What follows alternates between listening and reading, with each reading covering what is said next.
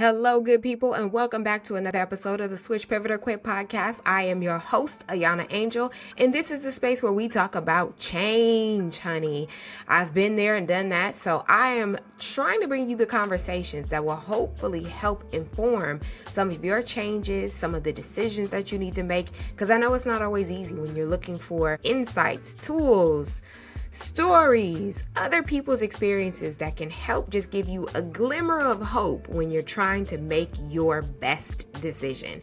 Now, there really is no such thing as your best decision, right? All we can do is use the tools that we have at our disposal in front of us at the time, and I'm hoping that this podcast will be a tool for you. And so today, not only do I have a tool for you by way of this podcast, I also have a treat for you. And so today we're going to be talking with Fana Yohannes, who is a communications and social media strategist who has spent over a decade revolutionizing how major brands connect with next generation audiences. As a Bay Area native in the heart of tech, Fana pioneered social media initiatives at Apple during a time when the company had virtually no social presence, creating their first creator and publisher cohort. She later brought her innovative approach to Meta/Instagram, where she mastered the art of leveraging emerging trends and even convinced Anna Wintour, honey, to approve the first ever meme correspondent for the Met Gala coverage. Yes, the Met Gala coverage. You know, the Met Gala. Yes, okay, I said that enough. But today, Fana runs Flora by Fana. It is her own consultancy company where she helps brands and creators flourish in the algorithm-driven social landscape. Beyond her corporate success, she's a community builder at heart, though. In 2020, at the height of the pandemic, Fana launched Here to Help, which is an initiative that started on Instagram and has since connected over 2,000 professionals with new career opportunities. From getting Adam Morrissey on The Breakfast Club to hosting creator summits with Mark Zuckerberg, Fana proves that authentic relationship building and creative thinking can open doors that traditional corporate communications never could, honey. She is the ultimate creative. She's a forward thinker. Fana is always looking for what's new and next and noteworthy. I am so pleased to be in conversation with Fana. You're going to see her energy is contagious. She is just a wonderful human. I've known Fana for years, and if you keep listening, you'll hear exactly how we met. So let's hop into it. We're here. I love it. Switch over real quick. Now I'm taking a video, but but let me take this photo. Yay. Okay, cool. Yay. This is history in the making for me. Amazing. Welcome to the Switch Pivot or Quit podcast, Fana. It's such a pleasure to have you. Yay. Thank you so much. This has been such an honor to be on the podcast because literally you saved my career, and we are going to get into that in a little bit, but I am so honored to be here, and I like the Switch Pivot or Quit community is amazing, so thank you so much for having me.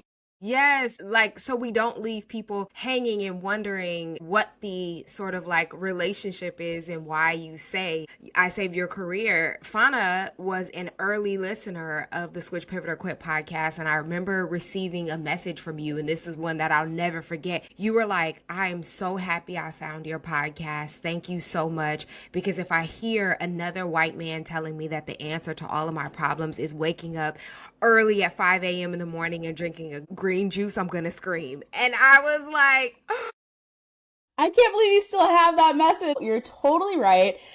For context, everyone, the year was 2017. So the podcast circuit, the podcast network was nowhere near what it is today, right? And it was all these extremes of either, CEOs or people who are adjacent to CEOs, kind of advocating this leadership style. It literally was this kind of echo chamber of if you want to succeed, you have to wake up at 5 a.m. and drink your green juice and meditate and so on and so forth. And hey, maybe it worked for people back then, but I think looking back, you were really a trailblazer in this space because you were really about having honest conversations about what it looked like from all perspectives of success. And that's something that I really appreciate because Also at the time with the podcast top charts, like there were not many people of color outside of like, I think like The Read was Yeah. probably like the only podcast that was like by somebody who was not, by somebody who was, a person of color, right? So I gravitated to your podcast immediately because I was in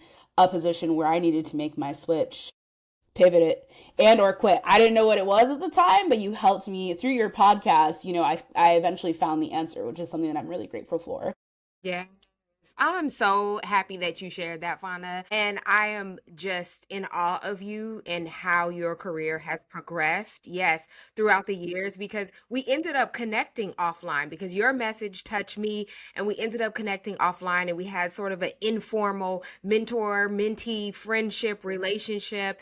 I even came to visit you at your job at Apple at a Good. time. And so You let's did. think back to those Apple days. Like, what was that experience like? I guess what were some of the highlights and what were some of the lowlights? Because that's an ideal job for so many people. Talk to us about what you were doing there, how you got to Apple and like what your experience was when you were there.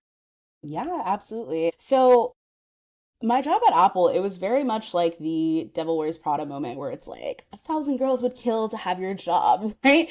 It was the dream job for me. Like I'm from Silicon Valley, born and raised. I remember the day that Steve Jobs introduced the first iPhone. Like I remember that iconic stage and seeing what that meant for history and these like completely like innovative products that changed the world, basically. And I was really drawn to that mission. So when I joined, actually backtracking, when I was in college, when I was an undergrad, I remember applying to open roles on the career site for Apple. And I would always get a rejection, right? Sometimes I wouldn't even get a reply back, right? And it wasn't until one of my professors came to me one day and said, hey, like, I'm in touch with this kid at Apple. He's on, the iPhone PR team. They're looking for a new PR intern. Like, I think you'd be a great fit. And so that connection was my entry point to Apple because at the time, Apple was kind of like a fortress. Like, you had to know somebody to get in versus like your chances of getting in through application was like very slim. So I met with this contact who ended up being like a close colleague of mine, and he was kind of like my sponsor throughout the whole process, right? And this is something that I think is really important, especially as we're thinking about the current job market that we're in. You always want to have a sponsor, especially because right now we're in the hidden job market where 80% of jobs are not being posted online. So I like to say that my claim to fame is like I have never applied for a job post grad. That job came from a referral, right? And so while I was at Apple, I mean, they have a saying that this is where you do the best work of your life, right? And I do believe that. I did some of my best work in my life. I characterize myself as an innovator. If I had to like write a memoir, I would also say like I'm like Steve Jobs' like worst nightmare. I never took like the status quo on projects. Like I was always thinking about how can we make this better or how can we literally think different about this approach. So my claim to fame was literally looking at the structure of public relations and media relations and dynamically shifting the team from thinking about traditional PR in terms of going to the icons at the Wall Street Journal, Recode, New York Times, etc., and looking at hey, there's a big pivot, there's a big shift happening right now. So when I joined the team in 2013, we were taking a very traditional approach to PR. The team was very keen on working with the tech titans at the Wall Street Journal, the New York Times, Recode, so on and so forth, these like powerhouse journalists that would be reviewing the iPhone first. And I noticed that social media was on the rise, right?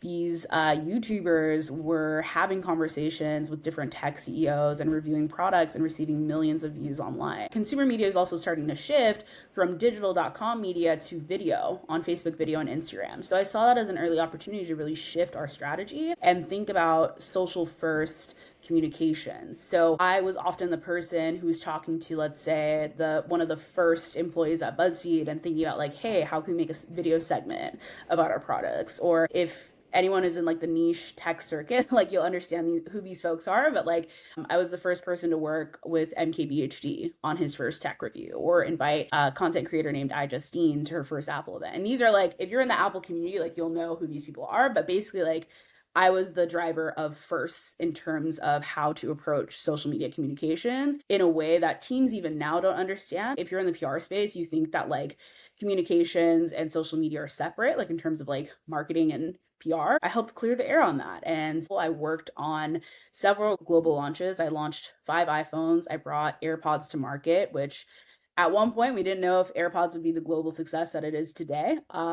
It is largely in part of memes and social media culture that help take it off. So it's incredible to see products go from 0 to 1. It's often hard to like quantify that success because people ask, what are your KPIs? Like, what is your impact? And it's like, cool. So this thing didn't exist before we got our hands on it, and now it's like a global success, right? So it's very humbling. But, I got to a point in my career where, Apple is very like ritualistic, right? When the formula works, it works, right? It's kind of like if it's not broken, then like why fix it? And a lot of people are comfortable with that. Like a lot of people stay, 10, 20 plus years because they believe in that mission, they believe in those values, they believe in that structure. But a couple of things happened. So I heard a podcast in 2013 from a tech analyst that said, hardware is only going to get us so far. It's software and applications that are actually our future. And so at the point that I was at in 2017, when I started thinking about and taking inventory about my career, I started looking around and I was like, okay, so like all the lights are on in the building and we're paying the electricity bill, but like what's next? Right.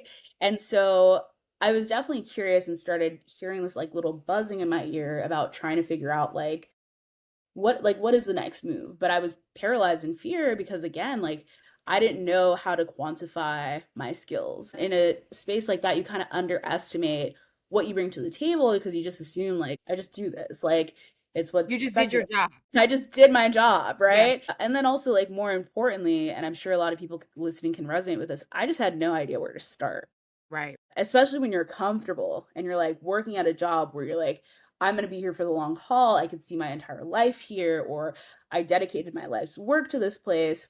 Why would you want to leave? Also, you have shares, you have benefits, and you have, all of that, all the perks. So why would you want to leave? And it wasn't until I started listening to your podcast that I actually started understanding from the stories that were being shared from different executives, from different thought leaders, just from different people who were like exploring their switch, their pivot, or their quit, and hearing these stories, that kind of like led me to understand what could be possible. And also, more importantly, how to get there. It's almost like you created a roadmap. And I found that map and I started slowly running with it. And it took me a while. Like it took me like 2 years from start to finish, from like understanding that it was time to figure out what's next to actually committing and taking other roles. And what I will say is, you actually, besides the podcast, but bringing it back to that offline relationship, you were actually the catalyst to my switch because you introduced me to the first hiring manager that I spoke to while I was on my journey to leaving Apple. And that was somebody at Nike, right?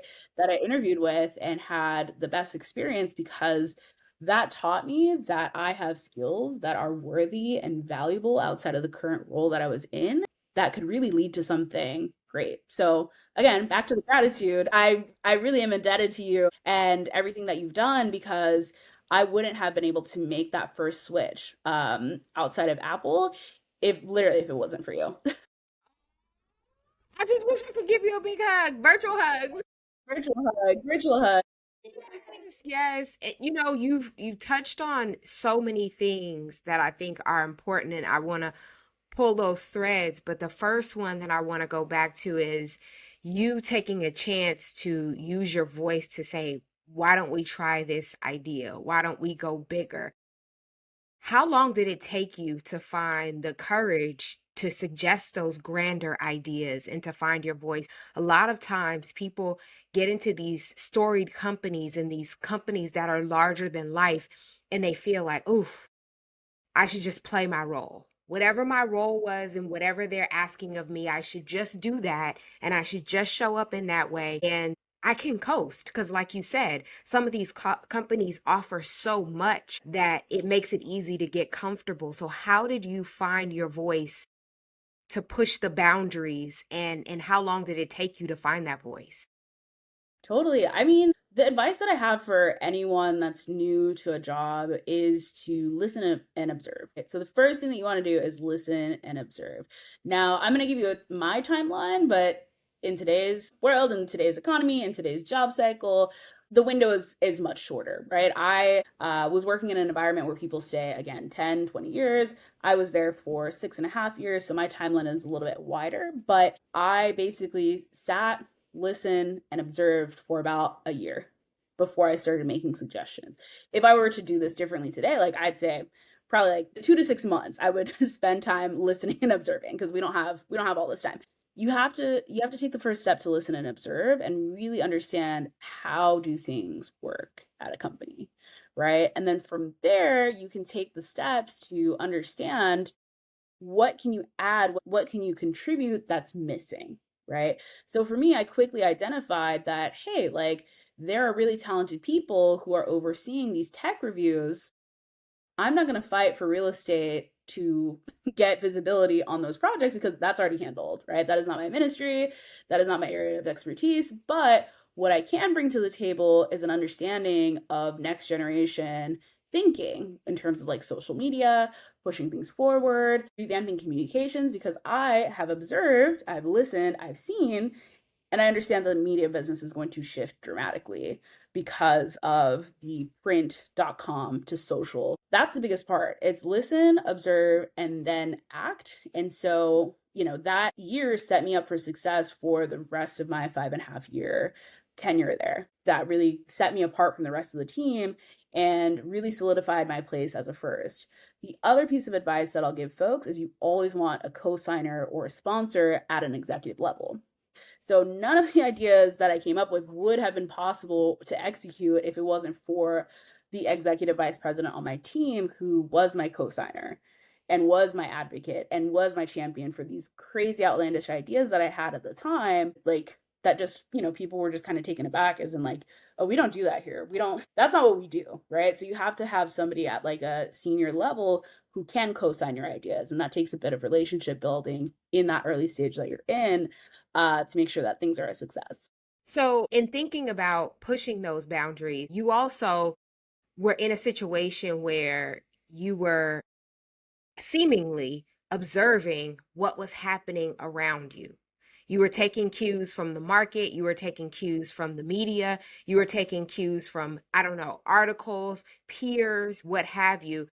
How do you go about information gathering to help inform some of your next decisions? The way I like to kind of describe my approach, especially at a company like Apple, where everything was on lockdown, super secure, like you had to be briefed on projects, etc., is I'm the person that thrives outside of closed doors. Like, I don't need to be invited to the closed door conversation. I basically secure my seat at the table outside of closed doors. And I'm a firm believer, like, you don't have to be in the inner circle to understand how to optimize your job for success, right? You can take the initiative to be the thought leader. You can take the initiative to be a contributor and not wait for your invitation to participate, right? You shouldn't wait for somebody to invite you in to be a part of the conversation. Like, make your way in, but also learn how to like read in between the lines. Right. My job at Apple taught me a lot about navigating ambiguity. It's kind of like that scene in Hidden Figures where the lead scientist had to read through all of the redacted papers and make her own conclusions to create her own formulas, right?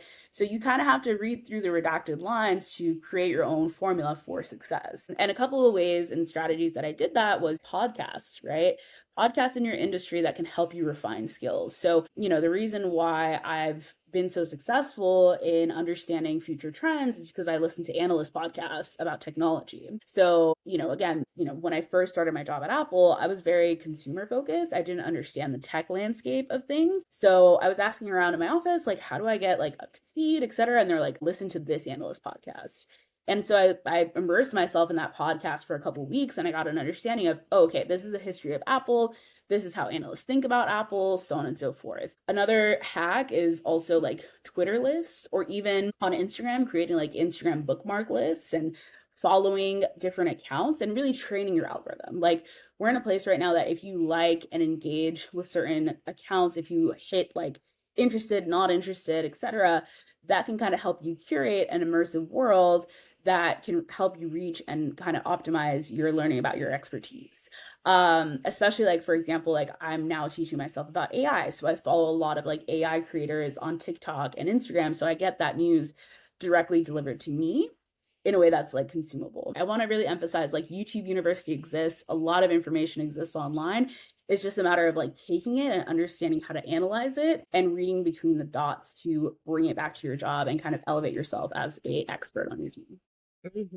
I love that. Love that. Love that. I also want to think back to what you said about from the moment you realized you wanted to figure out what was next, and you didn't identify whether it was what was next for the company or what was next for you personally. But that question, what was next, was looming for you. How did you go about making a plan? And you said it took about 2 years before you sort of activated. What did that time in those 2 years, what did that time consist of you doing? What did that look like for you? What was that journey? That time was really dedicated to curiosity and active learning. So, in that time, I learned one, how to manifest things and how to journal and how to vision board. So, really having deep conversations with myself about what do I want to do next? Like, literally just like pouring out ideas of like, what kind of lifestyle do I want to have? How early do I want to wake up? Where do I want to live? Like, all these different things you just have to like brain up on paper and just like organize them. Some people are like, oh, I'm going to go on Pinterest, whatever. Like sometimes you can just like write it down in plain text, right? A friend of mine actually taught me a vision boarding activity where you write down categories in terms of like lifestyle, positions, titles, companies, mentors, etc. And then you just spend 1 minute rapid fire writing down all the thoughts that come to mind and sharing those post-its in each section. And like I've done that since 2017, and you wouldn't believe that like 90% of what I write down comes to fruition. And if you ever like doubt yourself or you're running out of ideas, like you could always refer back to that vision board. So vision boarding was a big part of my process during that time. And then just like being curious and like having candid conversations with people inside and out of your network, right? So I approached you and I was like, hey, like I'm in this situation. What do you think I should do? Like, I'm really interested in new opportunities. And you're like, okay, like, bet. Here's a new opportunity that just came my way, a couple weeks later. I think you'd be a great fit, right? Or one of my favorite conversations that I had with a friend that worked at BuzzFeed was, I'm in this position where I want to figure out what's next. I don't know what to do. And she was basically like, take advantage of the opportunity that you're in to work on some amazing projects, get some wins under your belt, and then figure out what's next, right? So really thinking about like even when you're unhappy in the current role or situation that you're in, use that time to write down your skills gap. Start working on projects that close that skills gap, right? And make the most out of your time there instead of kind of like looking at it like I'm stuck, I'm just going to clock in, clock out, let every day be the same. And then the other thing that I think was really important was seeking out new opportunities within the company. So while I was trying to figure out what to do, I kind of raised my hand for different projects that didn't necessarily align with my day to day. So I actually did an interim job placement in New York, working on a different team and doing kind of like a study abroad situation in New York. And that really helped me clear up the fact that I want to move to New York and I want to try life in a different city and I need to find an opportunity that's going to help me get there. And it wasn't really until I started attending networking events that it all solidified what I was supposed to do. And as we talk about kind of like my career position switch, that was what kind of laid the foundations for my next move going to Instagram, because Instagram and Facebook were hosting these networking events that I would go to, and I would get exposure to so many people on the team and keep, in contact with people on the team that it just felt really natural to think about that as my next step. So vision boarding, trying new opportunities, being vocal about what you want next, going to networking events, like that was kind of like the foundation to planning my switch and figuring out what was next and actually getting to that point of committing to it. And so, how did you start to quantify what you had done so that it looked good on paper? Because you mentioned, you may be a part of these larger teams and you launch these wonderful initiatives and you're working on these projects, but sometimes it becomes a little difficult to tell that story to someone externally. And also with, I'm sure, Apple being so secretive about so many things, it's like, what can I Yeah. say versus what can't I say, and all of that. So how did you start to wrap your mind around the storytelling of your career? Sure. Well, this was 2019. So if I was in this position today, I'd say pick your GPT of choice and let AI do the work for you. Like can easily see myself like uploading my resume to a GPT platform and doing this exercise with it, right? Or I like to have what's called a brag sheet. Literally, instead of rewriting your resume from page to page and kind of starting over from scratch when you're tailoring your resume, like have a brag sheet of all like everything that you contributed to, stats of like quarterly results. If you have like a performance review, include those bits, and then literally work it out with chat. That's like my answer for today. 6 years ago, ChatGPT was not accessible to the average person. It was being developed in a lab somewhere. So I literally had to do all of that manually. And I definitely think the stars, the universe, etc., aligned because when I was interviewing at the Nike position that you put me onto, they are very KPI and numbers driven. So I actually had to do a case study, right? So I had to do a case study of all the ways that I've had touch points to impactful campaigns and what the results were. So I literally had to do the exercise of gathering all of my key wins and literally quantifying them in a way that kind of made an overall portfolio of my work. And that was probably the most eye-opening experience because I was like, oh, like this isn't secretive work. Like again, back to that, not being in the closed boardroom. I'm like, I'm not revealing any secrets. Like I am basically sharing my positioning and my original strategies that could be of value for a different company. It's not an Apple secret. It's Fana secret sauce, right? So that was a really eye-opening experience. And also like as a PR communications person or even as a marketing person, like you can share a openly available campaign.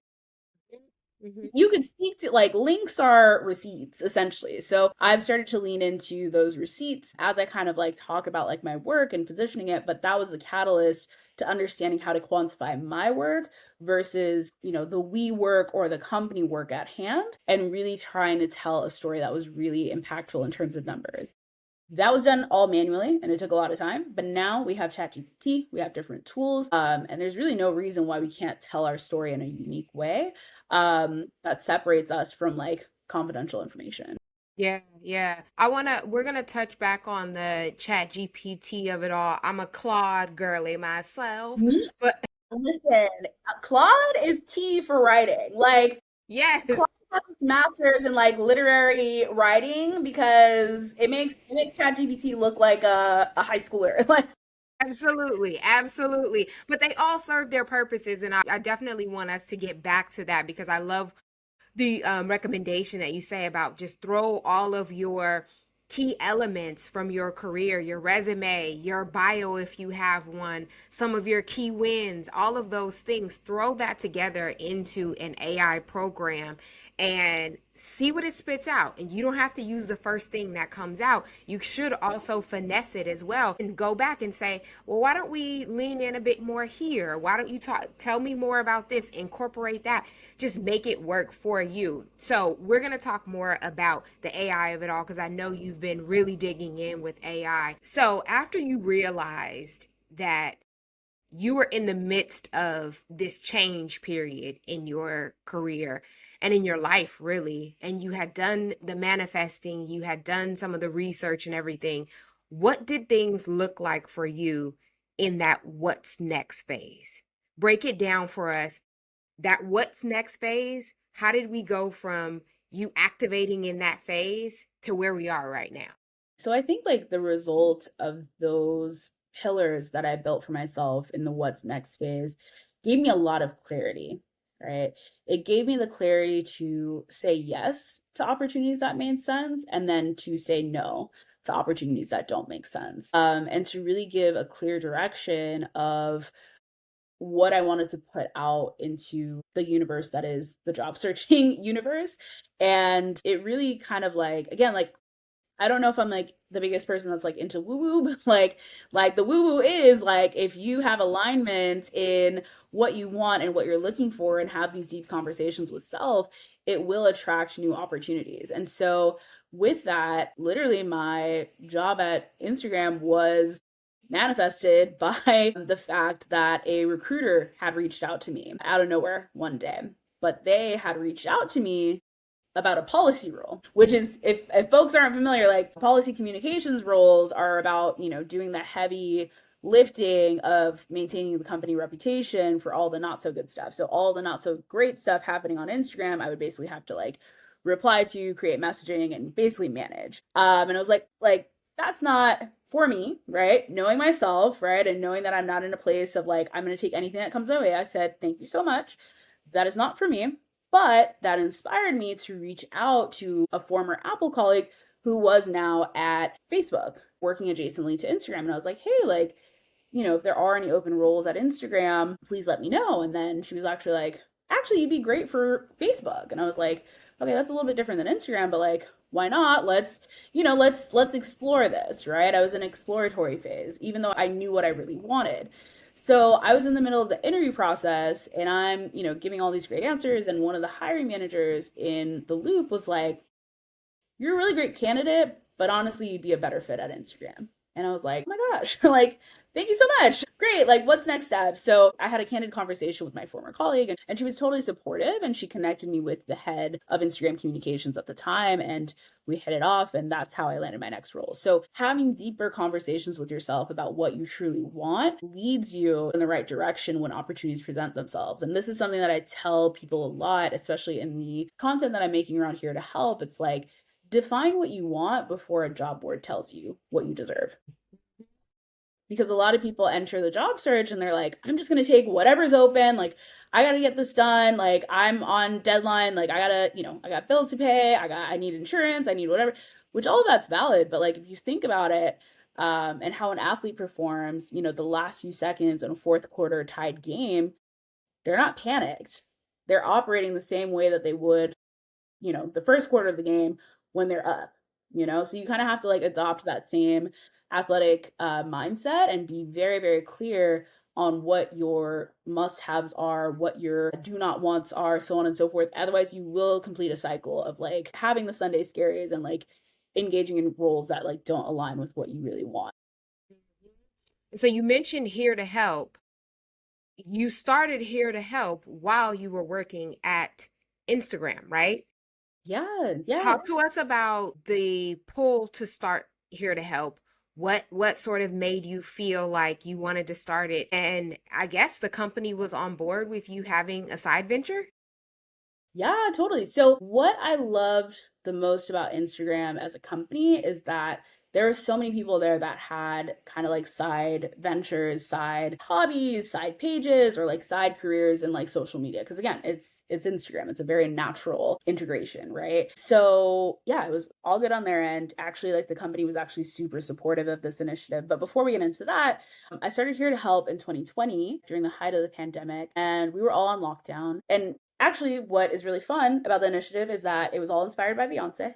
Just kidding. It was inspired by Beyonce's publicist, Yvette, who was doing a Zoom event, right? And she was talking about how everyone is at home, everyone from executives to assistants to everyone in between, they're all at home, right?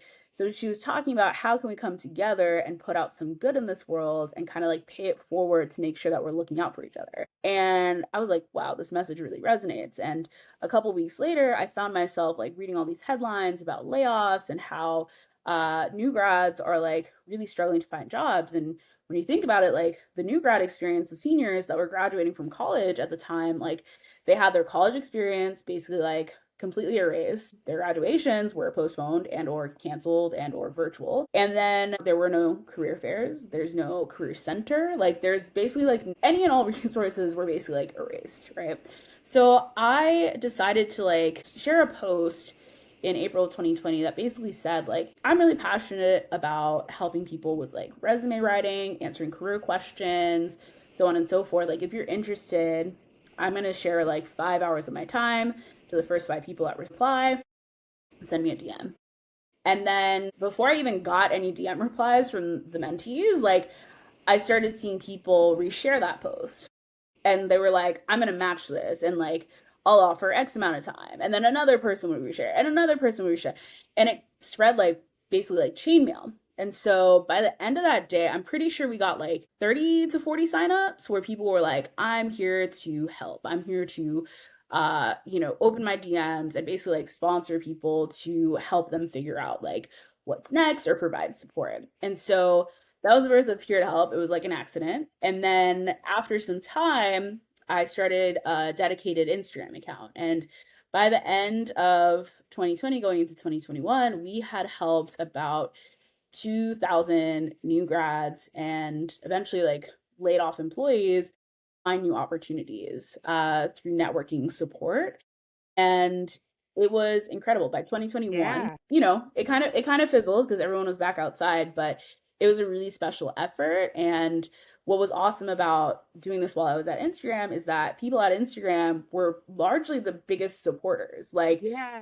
people who have a large Instagram following who worked at the company were like the earliest participants. They were leveraging their platform to bring people over.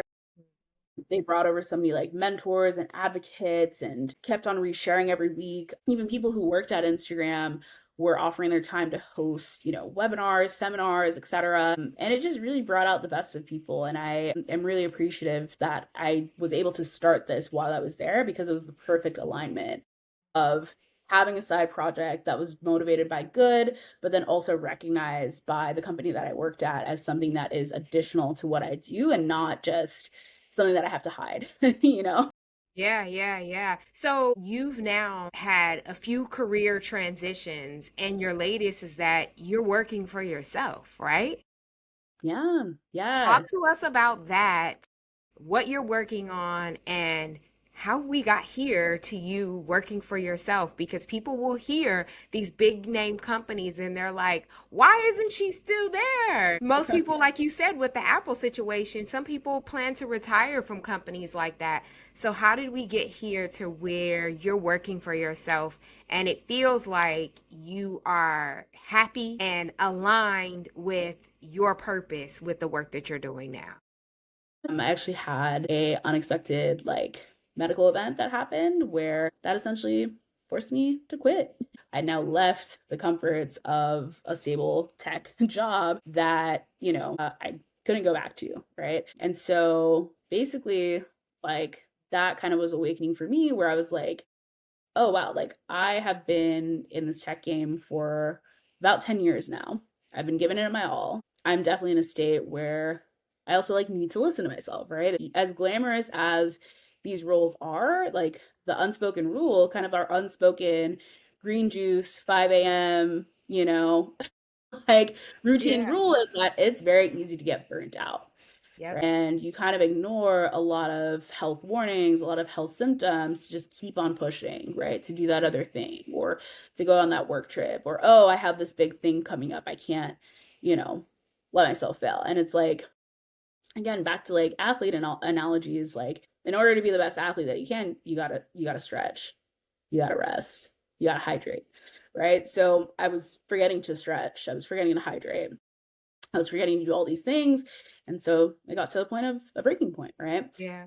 So I had to take some inventory. I took a break. It's what the kids are now calling micro retirement. So I took my little Yes. micro retirement and I just had to like sit and like really take inventory of like my lifestyle, what I wanted to do. And at the time that this all happened, I was living in New York, also living my dream life that I built for myself. I got to where I wanted to be, and essentially overnight, like it all went away after quitting this job, after leaving this job, and realizing like New York is probably the worst place to be when you're unemployed. You want to have some sort of stable income. And at this point, I was like, I'm not in the best shape to do that and provide that for myself. So I need to go to a place where I can find peace. And peace for me was moving back home, right, to California. And there was a bit of shame at first, like nobody wants to go from living a certain lifestyle to then moving back home with your parents. Like, again, like I worked at Apple, I worked at Instagram, like I worked at these like Titan companies. And you mean to tell me like you're back at home? Like, like it took me a lot to not see that as a failure. And now I'm looking back at it and I really see this as an opportunity, right?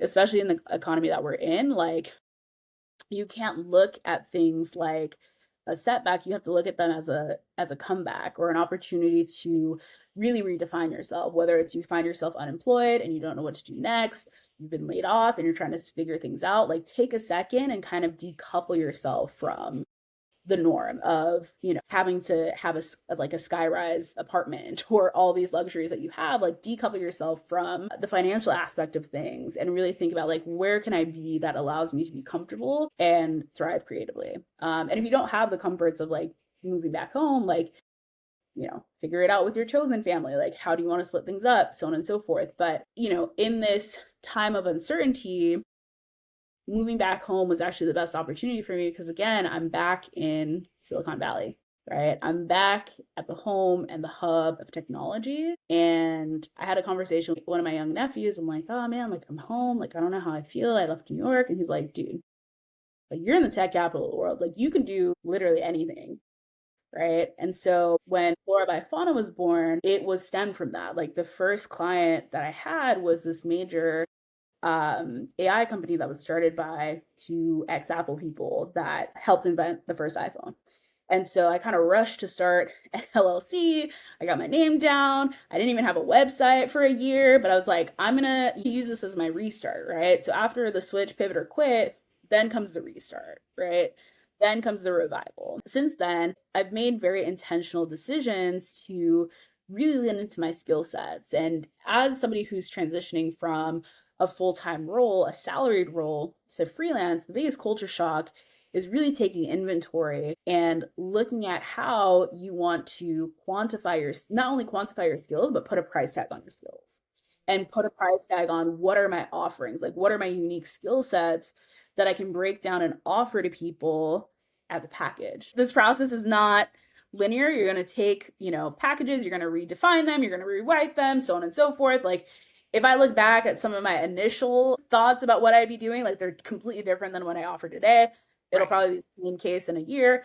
But, I was able to redefine how I wanted to engage and interact with people from a business perspective, from a client perspective. And so the short of Flora by Fana is that I offer social media advisory services by day, and AI is essentially my future, right? AI education is my future. And with that, on the social media side of things, I help brands and creators navigate the algorithm to get the most visibility on their campaigns and projects. And then in terms of like future thinking, I'm really passionate about AI education, ensuring that everyone has a chance to find an entry point to AI tools and services to find success within the fourth industrial revolution that is coming our way. And essentially, like my consultancy is very nicheless. I don't have a niche. I don't have a certain bucket, but I am really fortunate to be at many different touch points, whether it's working with larger companies, whether it's working with startup founders, so on and so forth, to really help empower them from a social media communication standpoint from the learnings that I've had from Apple, Instagram, and different startups. So yeah. I feel like I should ask you, is there anything burning that you want to share with us with your thoughts around AI and the average person and maybe where we are with it? Because I know you've been embedding yourself. I think you even got some certifications in AI. So what comes to mind that you want to share with the average person listening about AI, now knowing what you know? Yeah, AI is definitely one of my passion points. And what I want to emphasize to people is this is a new space. Everyone is on a level playing field. Yeah. Everyone's trying to figure it out. People are trying to make it a lot more difficult than it is. It is really simple to figure out. The information that's being provided is very confusing intentionally. Because if everyone is in this space at the same time, like everyone's going to thrive at the same time. So like in order to slow things down, like the information that's being put out there is very confusing. But once you figure out your roadmap and once you figure out how to leverage it, it becomes very simple. Thinking about you and where you are right now and the Fana journey, what's one decision that you made in the last year that your past self would be proud of? I would definitely say being extremely vocal about my ideas and thoughts and like doubling down on my opinion, right? And not being scared. Yeah, and not being scared of sharing my thoughts, right? I was thinking about this the other day. I used to be scared to share feedback or to share ideas, that stepped outside of the line of like management or how things, were done or how things operate within the scope of my role. And so I would have these great ideas and I would just kind of like keep them to myself, right? Or I would have feedback and opinions and I would just kind of keep them to myself. I'd say my time at Instagram was really great at kind of like helping me discover ways to be more vocal because Instagram was a culture where you can like if you had something to say to a manager or a leader, you can say it. Like you can Yeah. articulate, whereas like some of my earlier time at Apple, like that wasn't the case. Yeah. And so I got a little bit of foundation from Instagram of like, okay, like I'm allowed to, share my thoughts, which is different. But I think now, especially as somebody who is now an independent operator, a free agent, so on and so forth, like, I got coined recently by a friend and a connection that like I'm somebody that drops truth bombs on LinkedIn. So I'm a truth bomber now. And I'm like, okay, Okay, the truth bomber. that's Uh-huh. great. Because I share like unfiltered takes about Yeah. different marketing and social media case studies. And so yeah, like I'm very vocal about like, hey, this thing's working versus this thing is not. I'm not afraid to share my unfiltered take on different things that are happening in the industry. So I'm really excited to lean into that. And I think my past self would have been proud of that because I definitely let a lot of these ideas or a lot of these suggestions like fall onto the cutting floor, basically. So I think former me would have been really proud of that. And Yes. keep making her proud. Yes, as you should. And I think that's one of the best things that we can do is like find those areas where we've been sort of like playing small, if you will, and really lean into it and acknowledge that we're leaning into it and say, I'm going to keep leaning into it, even on the days where it feels uncomfortable. Totally, So totally. And getting comfortable with that awkwardness is super, yeah, super important. yeah, yeah. Final question I want to ask you, Fina, is about success. We have talked about a lot of aspects of your journey, and I am sure that, like you said, so many of your past lives other people would look at in awe. But I want to hear from you in this moment today because I know it could change. But right now, what does success mean to you, or what does it look like for you? Yeah, I think success for me in this moment is literally being delusional and reaching for the stars.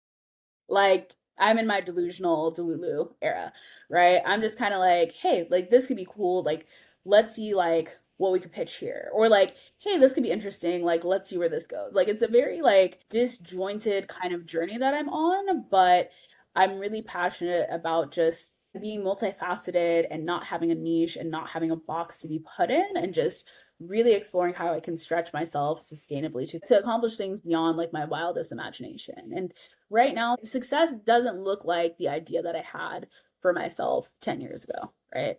I'm living at my parents' house. Like I don't have the dream apartment. I don't have a structured job, but I every day whenever I get discouraged by that, I literally say, "Okay, but like more is coming. Okay, but like your blessings are still coming. Like there are so many things that you have not thought of yet that can come from any opportunities and you have to remain open to it." And I'd say the final thing about that is success is overcoming imposter syndrome. Right? Imposter syndrome has been a theme that has followed me throughout my entire career of am I good enough to be here? Am I supposed to be here? Like so on and so forth. Even being on this podcast, I'm like, wait a minute, like there's so many executives that have been on here. I mean, you even have like Vanessa Simmons, like so many there's so many icons on here, like why would she want to talk to me? And so like I had to overcome that and be like, okay, but like you are here in your career and there's alignment here. And if I, I mean, I wouldn't have said no to this opportunity, but like, like if you just kind of like don't accept the opportunities that are coming your way, then what would success look like? So I'd say I'm in my delusional era. I'm in my overcoming imposter syndrome era, and I can't wait to see what's next. Me too. Thank you so much for saying yes, Fana. Thank you for believing in yourself. Thank you for continuously evaluating yourself and being so self aware, because that is something that helps to push us forward, whether we know it or not. And just thank you for allowing your voice to be heard, even when it feels uncomfortable, because it is valuable and way more valuable than I think you even know in this moment, and is going to continue to carry value. And I'm just excited for what we're going to see from you, all the amazing things. Thank you so much, and thank you for having me. Thank you for creating this platform. Thank you to all the previous guests that have been here that have really like changed my life. And also I hope that whoever's listening to this knows that even in this economy, even in this time, like it is not impossible to listen to yourself and make that switch, that pivot, that quit, or even that restart that you want to make. So, yeah, thanks for listening. Thanks for having me. Love it.